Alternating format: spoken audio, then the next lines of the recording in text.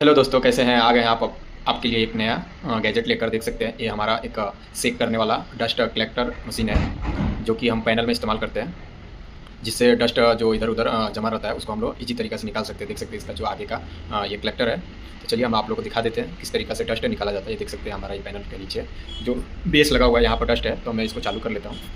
देख सकते हैं कितना अच्छे से ये डस्ट पूरा क्लीन कर देता है, और इसका जो आगे का पर्सन है, इसका जो स्टोर करने वाला है, उसमें सब कलेक्ट हो जाता है। कहीं भी डस्ट बाहर नहीं जाने वाला है, तो पूरी तरह से ये साफ़ कर सकता है। अगर आप लोग चाहते हैं इसका डिटेल वीडियो बनाने के लिए तो कमेंट कीजिए, ताकि मैं इसका डिटेल बना दूंगा। आप कहाँ से परचेजिंग कर सकते हैं और कितना रुपये में पड़ता है, पूरा डिटेलिंग मैं बता देने वाला हूँ। तो इस तरीक़े से ये गन है, और ये पूरा डस्ट इसमें आ चुका है। तो चलिए मिलते हैं नेक्स्ट वीडियो में, तब तक के लिए इतना ही, बाय।